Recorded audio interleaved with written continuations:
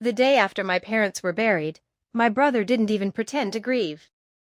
"Pack your things," he said, standing in the doorway like he owned everything, including me. "You're not staying here anymore." I looked at him, still wearing the same black clothes from the funeral. "What are you talking about?" "This house is mine now," he replied flatly. "You've done nothing your whole life. Mom and Dad knew that."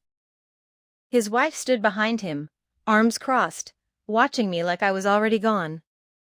For a moment, I thought this was some kind of cruel joke, that he would stop, sigh, maybe say we'd figure things out together. He didn't. Instead, he walked in, picked up my small bag, and dropped it by the door. I've already been patient enough. Patient. Our parents had been gone for less than 2 days. "I have nowhere to go," I said quietly. He shrugged. "That's not my problem." No anger, no hesitation, just cold certainty. That's when it hit me. People don't change suddenly. They reveal who they've always been when there's nothing left to hold them back. I glanced around the house one last time. Every corner held a memory, but none of it felt like mine anymore. His wife let out a small laugh. "We're renovating anyway. You'd just be in the way." I nodded slowly. Not because I agreed. Because I understood. I picked up my bag and walked toward the door. No shouting, no begging, no scene. As I passed him, he added casually, "And don't expect anything from the will tomorrow. Dad trusted me with everything." I paused for half a second. Then I kept walking. Outside, the air felt colder than it should have, but clearer. For the first time since the funeral, I could actually breathe. They thought they had taken everything from me. They had no idea what was about to come next. I didn't go far. Just a small rented room across town. One bed, one chair, and walls that echoed every thought I tried to ignore. At first, the silence felt heavy. Then it started to feel honest. No fake concern. No hidden resentment. No quiet judgment waiting to surface. Just me. I found a job within a few days. Nothing impressive, long hours, low pay, simple work. But I showed up early, stayed late, and kept my head down.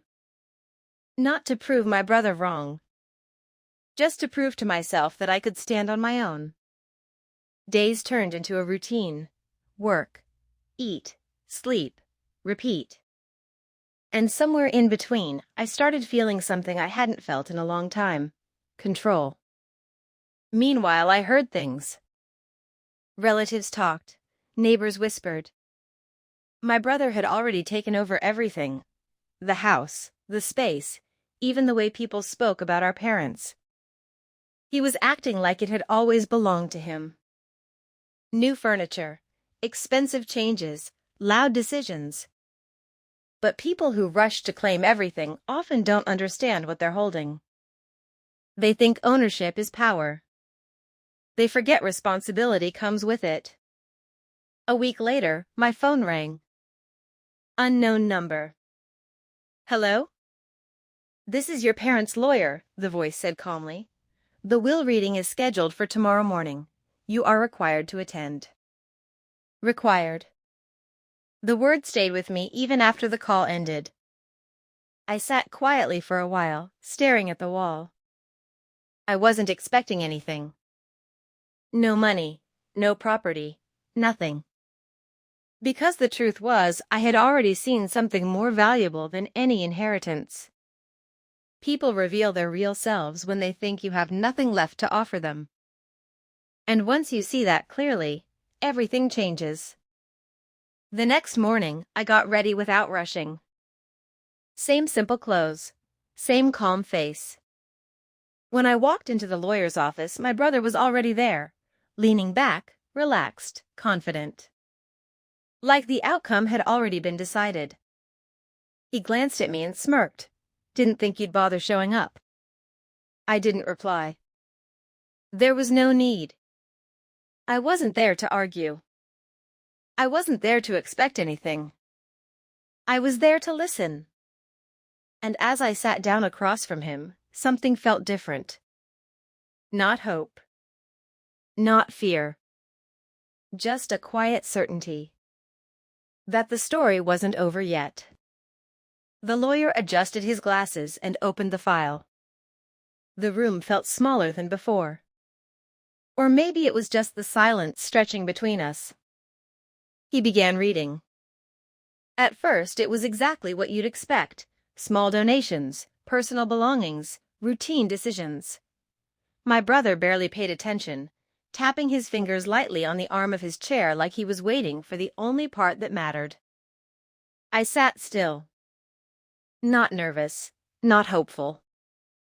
Just present. Then the lawyer paused. A slight shift in tone. And finally, he said, regarding the primary residence, financial assets, and all business-related holdings. My brother straightened instantly. The confidence returned to his face, like everything was falling exactly where he had always believed it would. This, the lawyer continued, is to be transferred in full to... A brief silence followed. Just 1 second. But it was enough to change everything. The younger child. The words landed quietly. But the impact was loud. My brother blinked. Once. Twice. What? The lawyer didn't react.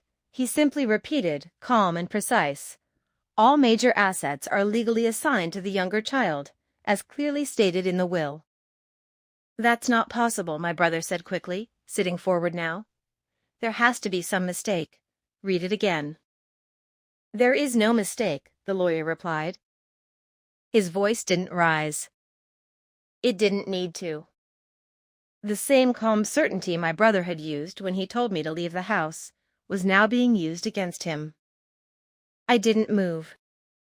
I didn't smile. I didn't say a single word. Because for the first time, I didn't need to. My brother turned toward me slowly, searching my face like he was trying to find the person he thought I was, the weak one, the quiet one, the one who wouldn't fight back. But that version of me didn't exist anymore. I didn't know, he said, his voice losing its edge. If I had known, I wouldn't have. He stopped. Because we both knew that wasn't true. People don't change based on outcomes. They reveal themselves through choices. And he had already made his. I stood up calmly. The chair made a soft sound as it moved back, the only noise in a room that had gone completely still. For a moment, I looked at him. Not with anger. Not with satisfaction. Just clarity. I know, I said. 2 words. That was all.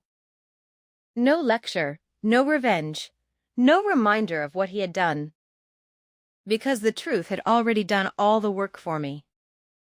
The lawyer handed me the documents. I took them without rushing, without shaking. Everything that had been taken from me had never actually been his to take. And everything I had gained in the past week, distance, understanding, self-respect, was something no document could ever give. As I walked toward the door, I could feel his eyes still on me. Waiting. Maybe for me to say something more. Maybe for me to act like he would have.